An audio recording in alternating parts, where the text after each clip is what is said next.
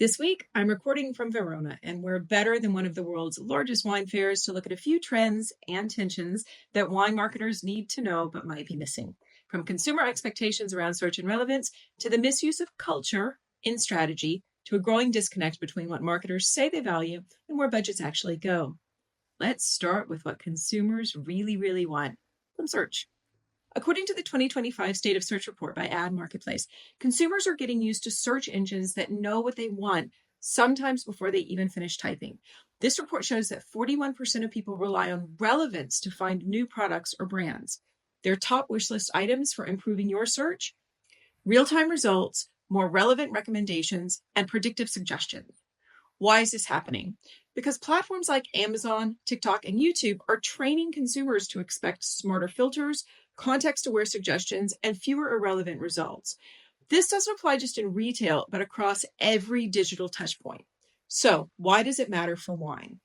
This matters if your brand has a digital storefront with multiple SKUs, or if you're investing in discovery via search and content. Tools like Commerce 7 allow wineries to offer smarter product recommendations, but only if you've got solid tagging and clean segmentation.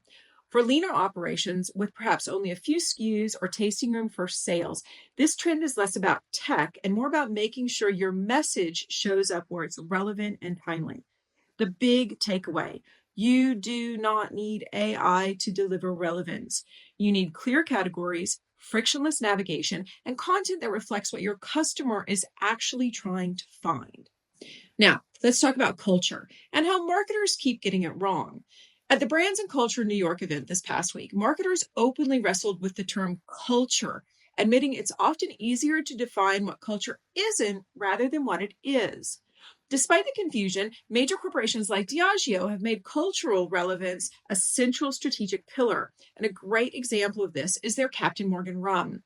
Traditionally targeted to older men, the brand recently launched a sweet chili lime rum aimed at younger drinkers. This goes well beyond new flavor development. This is about engaging with what they believe younger consumers are really interested in. Why does it matter for wine?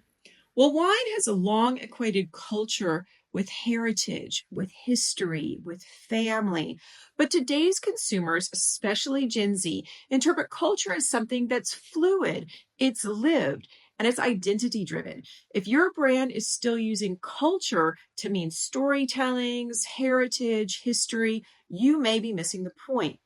Cultural marketing is about understanding how your brand fits into the lives people are actually living, and doing so in a way that's baked into your product and planning, not just your creative.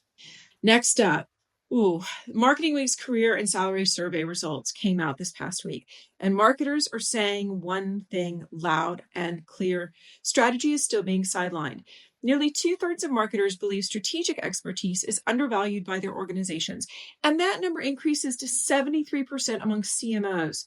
This is the third year in a row that strategy has topped the list of most underappreciated skills, beating out brand management and data analysis. This should hit home. Too many wine businesses treat marketing as execution only: ads, emails, events, social posts, rather than investing in the strategic thinking that connects customer behavior to long-term business growth. Marketing strategy is not a luxury. This is a key competitive edge. If your winery's marketing feels reactive or repetitive, it's time to ask not what should we do next, but rather, why are we doing any of this at all? And finally, let's talk about social media. Is it overhyped? According to that same survey, the answer is a resounding hell yes. Marketers consistently rank social media as the most overrated skill, ahead of AI, SEO, and performance marketing. This tension has held for 3 years in a row. Why? Possibly because social media is overhyped as a cure-all, or maybe because the ROI has become harder to trust as platforms get noisier and more algorithmic. Why does this matter for wine? Social media is still important, but the expectation that it should drive brand awareness, conversion, and community building all at the same time is flawed. For most wine brands, social media is best used as a visibility tool or a storytelling extension, not a core sales driver. My advice: use social media for what it does well: building recognition and reinforcing your brand's identity. But don't overinvest in chasing engagement metrics at the expense of building actual consumer relationships elsewhere. That's it for this week. Need help with your wine marketing? Head over to 5forest.com.